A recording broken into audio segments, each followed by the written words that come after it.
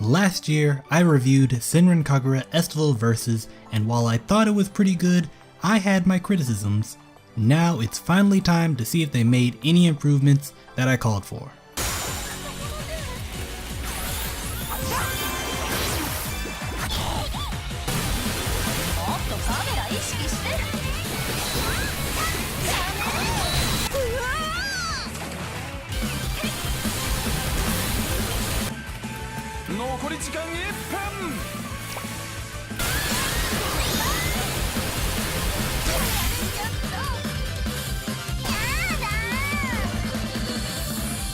Or they could make a shooter, I guess that's cool too. So I guess today we will be taking a look at Tamsoft's voyage into the shooter genre and how well they Senran Kagura'd it. So today, let's take a look at Senran Kagura Peach Beach Splash by Tamsoft and Honey Parade Games. Let's get started.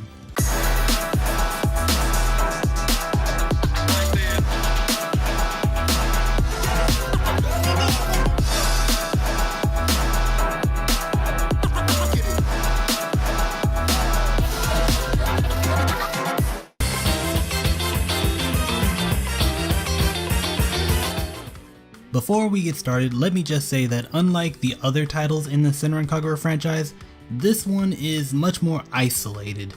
There are a few moments that make no sense without previous knowledge of the franchise, and at least one tidbit that will be probably relevant in the future, but nothing critical. You can enjoy this game without playing the others, and you probably won't be penalized if you decide to skip this title when the next game appears in the timeline.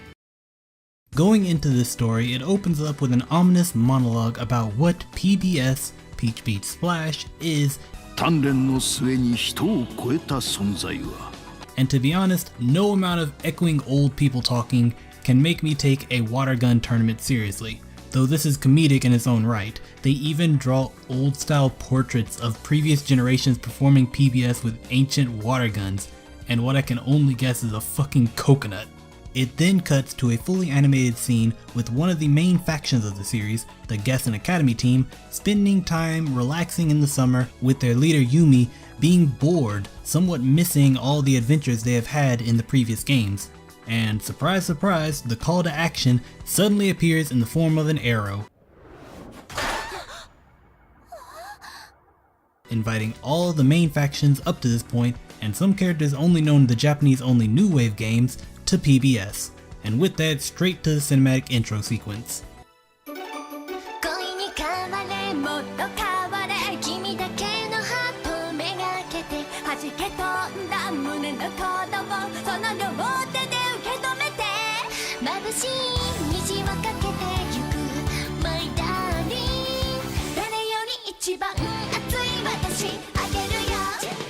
Now, as far as intro sequences go, I was kinda meh on this one. It may be pretty colorful and creative in its visuals, but it is accompanied by a much slower and less interesting song than compared to the previous game. Sadly, this also applies to the music in general. Only a few tracks felt memorable, with the rest being rather generic. This hits harder when you consider that the previous game had character-specific themes, a feature that I really enjoyed, especially with the classical sampling featured in the Gessen tracks. Sure, not all the tracks were great, but the soundtrack in Peach Beach Splash is simply forgettable, and that is a shame. Consider the following.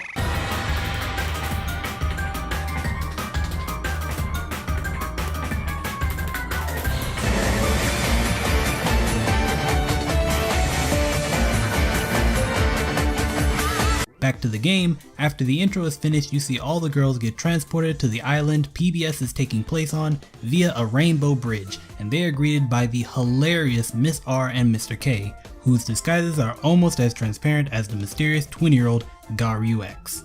These characters are incredible in their own right, making me laugh almost every time they show up. そもそもどうして私が司会なのよ。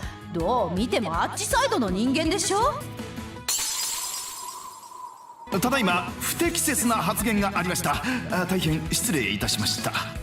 All the characters are grouped up trying to figure out what the heck is going on, and ヒバリたち河原にいたのに。I'm not saying bust out the mocap rigs or anything, but at the very least they could find a way to make the mouth stop during extended periods of silence, aka Murasaki. それじゃベベタンはここで待っていてね。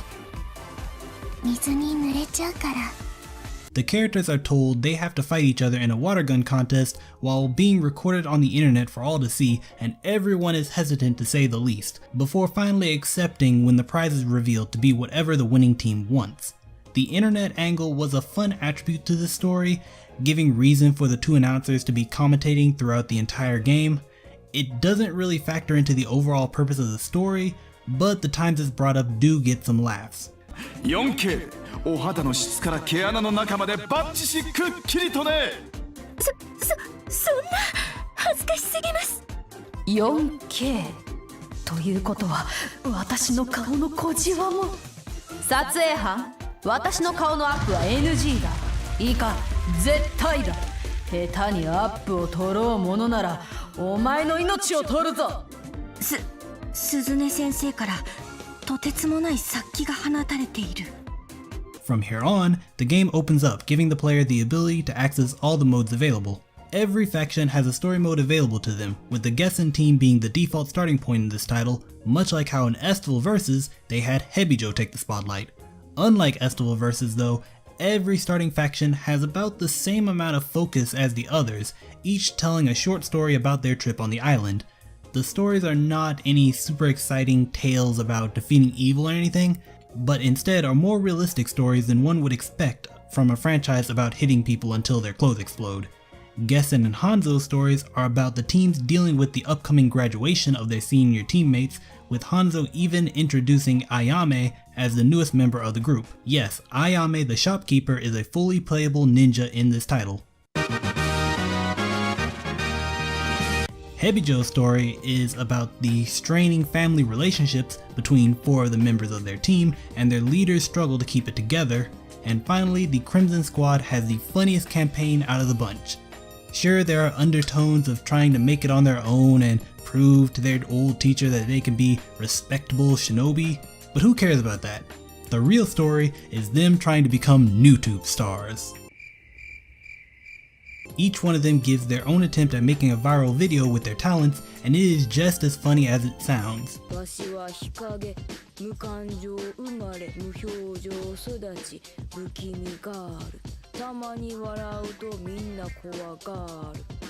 I won't go any further in order not to spoil the entire game, but if you notice, the trio from Estival Vs. Who are in the intro have not been mentioned yet. Perhaps they never existed to begin with.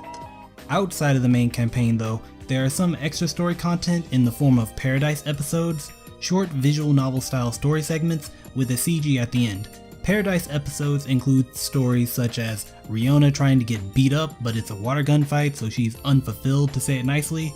Another story has one of the New Wave girls chasing her pet crow as it harasses the other girls into fighting her. Would be nice if I knew anything about the character I was using though. Who are you people? That pretty much covers the story of the game, so now let's talk about the presentation, and I'll try to be light on the fanservice talk in order to save it for the miscellaneous section, but first let's talk about the VN portions. Much of it is the same as in Estival Vs, but if you're new to the series, that's not saying much. The visual novel portions function like any other VN, just substituting sprites for full 3D character models, allowing them to show expressions and perform animations, and unlike Estival Vs, there weren't any hilariously mismatched animations such as Renka doing the caramel dansen to convey a belly dance. The character models in general look the same, and that's not saying anything bad as they get pretty damn close to the drawn character art. Not much has changed in the previous title from their models, except for some characters getting a new hairstyle to complement the new location. One small improvement comes in the form of the new lighting in Peach Beat Splash. It does make the characters look better, but texture wise, I was a bit disappointed to notice that when you zoomed into them, you would notice they would get pretty blurry, which makes me come to the conclusion that many assets were simply ported to this new title, and most graphical improvements are from the engine changes. Can't say for sure, but it looks that way to me. More on the models, like I said earlier, not much has changed. Most of the characters seem to be using the same body, only altered slightly to make them either taller, shorter, big boobed, flat chested. Funny enough, as I was putting together this video, some of my research made me notice that many of the characters do not match their documented measurements. Best example is Murasaki, who has a, give me a moment. Holy shit, K-Cup. That ain't represented in this game, Jesus. To summarize, the story is pretty fun, if not inconsequential to the overall plot for the most part, and the graphics, which were already good, have been slightly improved, but for the most part just continue what they were already doing well. Now we move on to the meat of this review. How well did they capture the joy of shooting your stream onto someone's face? Who the fuck writes this crap? Oh yeah, I do. Onward to gameplay.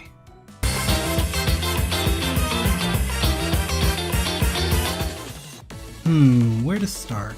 Ah yes, do not fucking play this game on keyboard or mouse. Normally when people say that, it's because they feel that the controller experience just plays better, but no, for this title it is a requirement, as the keyboard and mouse functionality is terrible at best, the key bindings are horrific, the mouse sensitivity was simply too slow for such a fast-paced game, so just as a prerequisite, if you plan on buying this game, look at your keyboard, give it a hug, and then chuck that bad boy out the window because we're console players now.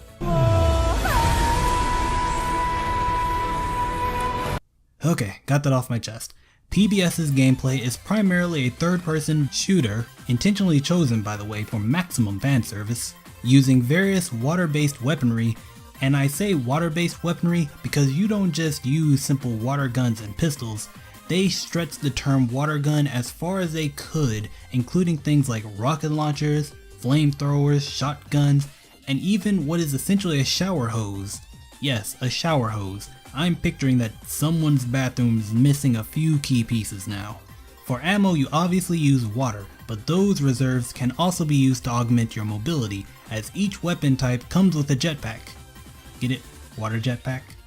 Anyways, the character's base movement speed seems decent at first, but with high damage in open areas, using the jetpack is a necessity to survive. You can use some of your water reserve to dash around the stage or launch yourself in the air, and depending on your weapon, your jetpack can have different attributes, like floating in the air for easy sniping, or sliding around the ground while shooting.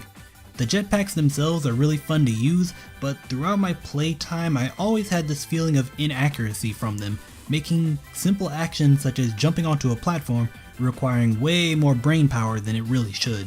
Spending your ammo in all these ways will deplete your reserves rather quickly.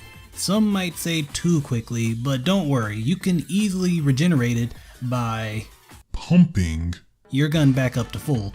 And while not all the guns use a pumping animation, it's obvious that this is one of the more tongue-in-cheek forms of fan service, though I have to say, Travis got this game beat.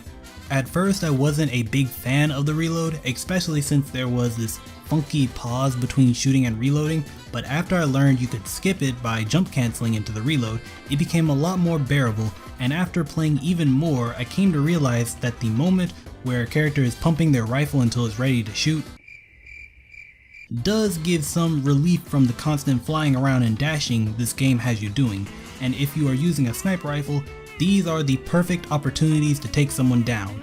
Just keep in mind you literally get one shot to the gallon. But let's talk about the shooting for a minute. You're probably gonna scoff at what I'm about to say, because the Lord knows I did when I first started playing, but this game has native auto aim and I do not recommend turning it off. Seriously, the speed of this game and its third-person nature makes manual aiming more trouble than it's worth. The fact that you are able to toggle this is nice though, since some weapons like the shower gun or the grenade launcher need to be aimed at nothing in order to control the firing arc. The auto aim's radius is not static and instead changes depending on what type of weapon you have and what firing mode it's set on. Oh, did I forget to mention that? Each weapon has 2 different firing types, allowing you to switch depending on the situation, doing things like turning the rocket launcher into a burst firing weapon, reducing the damage and water cost of the sniper, and my personal favorite, farting out a mist trap with the spray gun.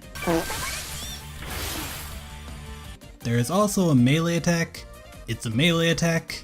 So that's most of the game mechanics, but the last one might turn off some people.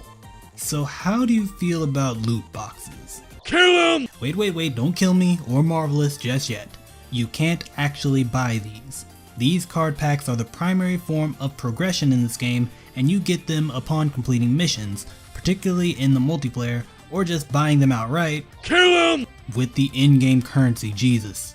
Each card has a beautiful piece of artwork on them, talk about that in the next section, and provides a unique active effect in the game. You can equip up to 6 normal cards and 3 pet cards to each character. The normal cards are themed after different characters, with each person having a type of effect associated with them, and the pet cards summon a minion that will either float around you providing support, or fly off and attacking enemies like some sort of boob-seeking rocket. One clear criticism of this card system is the fact that the effects do not stack, instead simply overwrite each other. The other smaller concern is that in combat the cards do not have any indicator of what they do or how strong they are, so if you use many different card sets, you will tend to forget and use the wrong ones.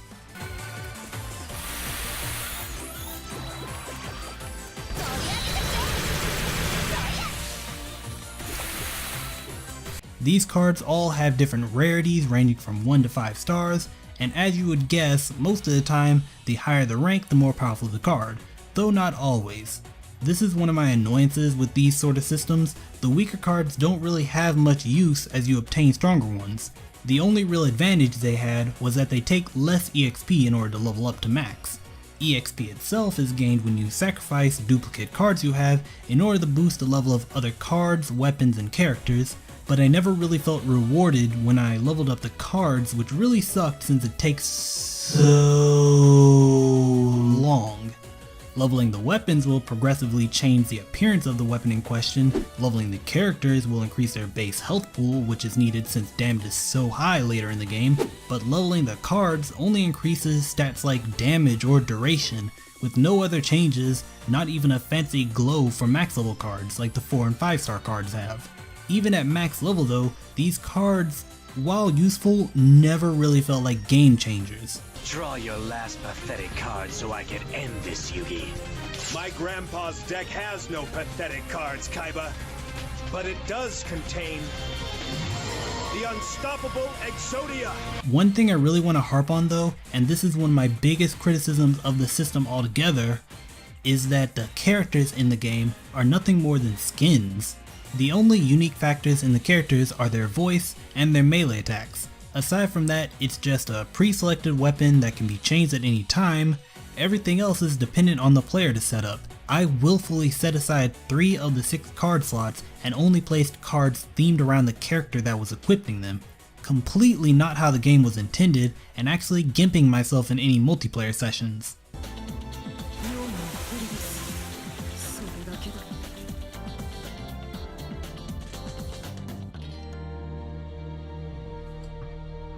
A significant improvement from the previous game comes in the form of the boss battles. Each campaign has a boss at the end, and compared to Estival Versus, where a boss was just an enemy that does not take hit stun, in this game each boss is a creatively designed fight with you and 4 members of your team facing against things like giant surfboard mechs, helicopter groping machines, a giant Riona,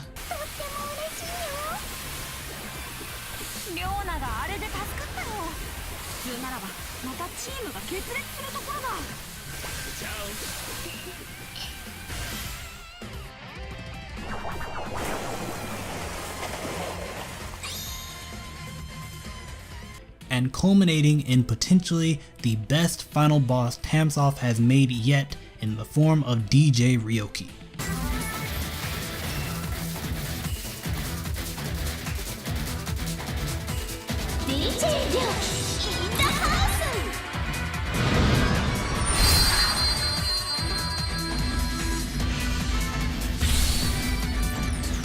A massive improvement from Estival Versus, and that's something to be commended on. Moving on from the single player to the multiplayer, since I purchased this game on launch, I can say that the multiplayer is functional, and I got some games in with random people unlike Estival Versus, but I have some complaints. First of all, if you're trying to get some games in, use the global matchmaking. Good lord, I didn't know it existed for a while and I could hardly get more than one person in a lobby. Then when I noticed the yellow matchmaking button, suddenly I'm getting full lobbies. There's no sort of voice chat in the game, instead you have a set of emotes which you can use to convey your feelings to others, which I'm fine with. I don't really need to hear 12-year-olds whispering into their mic so mom doesn't figure out what they're playing. And it helps to cross the cultural barrier, especially when you can't read the names of all your teammates. The survival mode is fun enough. Try to protect 3 points for 5 rounds, getting progressively better card packs and stronger enemies, repeating the process until round 50 where it caps out and resets.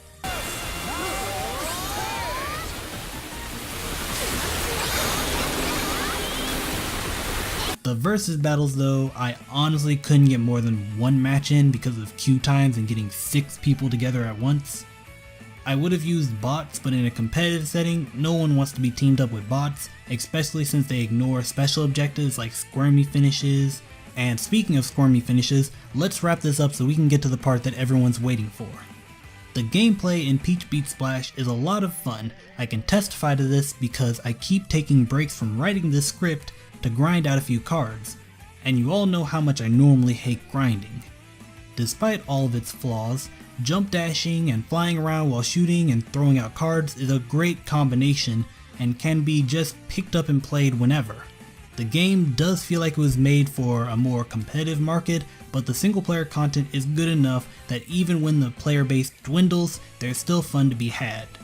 There are still plenty of areas that could be improved on, such as putting the matchmaking system in the background so you could do other things aside from stare at your screen, or making characters feel less like skins, but as it is right now, I can say I can live with those flaws. But, and I have to make some sort of segue here, so don't hate me for saying this.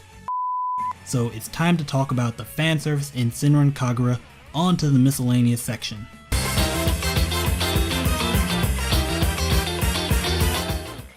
Fanservice, fanservice, fanservice. Where do we even begin with this title? Senran Kagura is known for its large amount of cute and sexy content, and as expected, Peach Beat Splash exceeds expectations. In some ways. To be brutally honest, there are some aspects of this game that feels like the devs either ran out of time or chose not to put effort in, but first things first, let's talk about how perfect the card system is for this. Peach Beat Splash's card system is a great way to deliver fan service to the players, and North American players get another bonus from this. Some of the cards featured in this game have the same artwork as the mobile card collecting game Senran Kagura New Wave, a game that probably won't be coming to the West anytime soon. So despite that, Westerners still get to see the card art in some sort of roundabout way.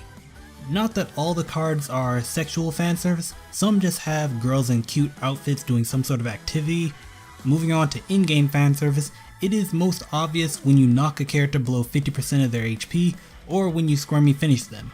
Knocking them down 50% does the traditional flash cut to the target's shocked face, and depending on the type of outfit they have, either having the traditional clothes explosion, making it wet and transparent, or doing nothing. What? All the characters start out with simple white bikinis, giving them almost no personality. Even in the story CGs, they are wearing these boring blank slates. I have no idea whose idea that was. Every character does have a custom bikini showing off their personality that you can equip via the character customization.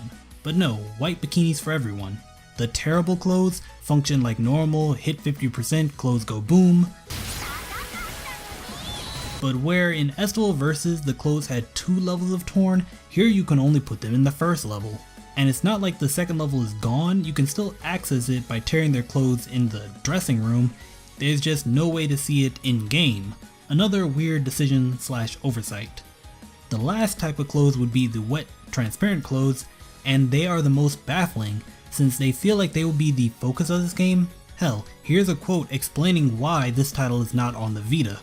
The reason they went with the PS4 for Peach Beat Splash is because Takaki realized the PS4 can present a see-through look for wet clothing.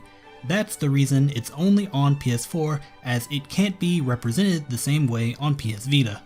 And yeah, the effect is just as cool as it sounds. Not only does it happen at 50% health, it also progressively gets more transparent as you fill up your splash gauge, that when full temporarily gives you infinite water. This should be the cornerstone of the customization, but there are only a handful of transparent outfits in the base game. Disappointed! With all that in mind, let's go back and talk about a feature I named but didn't explain. Squirmy finishes, and nothing but a visual demonstration will do this game justice.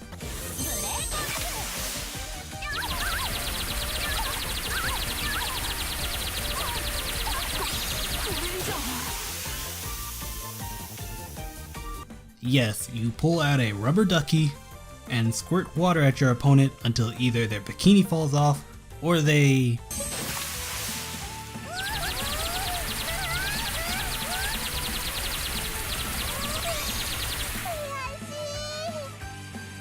stare at you. I know sadism can be fun and all, but really the humiliation finish, it just feels pointless. Squirmy finishes are the only way to actually reveal the glowing nipples of doom Senran Kagura is known for, and to tell you the truth, the minigame feels a bit pointless, since the points that you are racking up do absolutely nothing, and unlike Fanservice, stripping them here does not keep them stripped in the cutscenes. I do like that you have to manually activate it, since that means the game isn't constantly playing it every time you defeat someone, so that's at least one nice aspect to it. Those are the in-combat pieces of fanservice, and it's a bit hit or miss, but outside the matches, there are a few bits of fanservice that actually got improved coming from Fanservice. The shop now has every character instead of just Ayame. You can either set it to one of your favorites or leave it at random. The shop also now allows shopkeepers to model new outfits before you buy them. A nice touch, even though it'd be more effective with more outfits in the shop. Then there's the dressing room, home to the customization, the diorama mode, and the intimacy mode. The diorama mode is more of the same. I didn't really mess around with it. Not really my thing, though I did use it to take this funny picture because I absolutely love the Kagura doll item. The customization is about the same, still only having a limited selection of colors when it comes to outfits. You can put a bunch of accessories on the characters and make plenty of fun designs, but nothing deep enough that you can start parroting other franchises like you can in other games. Finally, there is the intimacy mode. This is where the game allows you to grope, pull, head pat, and just in general mess with the various characters. In Peach Beat Splash, there have been a few additions to this mode, the most obvious being the addition of what I hope is a water hose. You can spray them, getting various reactions, and if they are wearing certain outfits, slowly wetting up their clothes and making them transparent. One of the most fun additions to this mode, however, is the introduction of sensitive spots.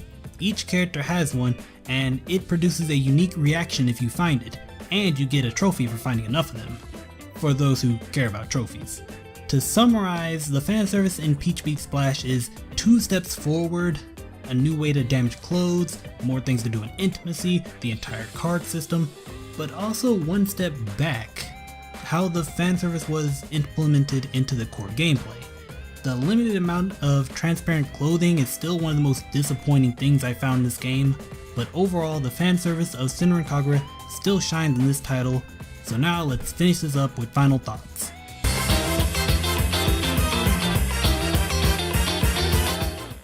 Senran Kagura Peach Beat Splash was a title I was kinda worried about. It's always somewhat scary to see a team that focuses on only one genre suddenly take a crack at another, but for the most part they succeeded. Some parts were a bit rough around the edges, like the imprecise movement or the PC controls in general, but overall the gameplay was tons of fun and one of the few games to have me randomly just pop in it to play a few rounds. The story and music were not all that special, they get the job done and even had moments of true enjoyment, but they could have been significantly better, especially with the music. I was honestly spoiled by the Fanservice's character themes. One thing I really didn't bring up in the main parts of the review were the DLC, and as far as that goes, none of it really is even remotely worth the price, so that particular cost can be ignored unless you want to support the developers. And to end this review with a price of $39.99, my final rating is going to be a solid buy. a higher rating than the sale rating I gave Esto Versus, and I hope this trend continues so that I can give the upcoming 7 the steel rating I know these developers can achieve. Thank you for watching this review. Check out the links in the description for ways to be part of the Kitsune community, including Discord and Patreon, and I'll see you guys next time. Peace!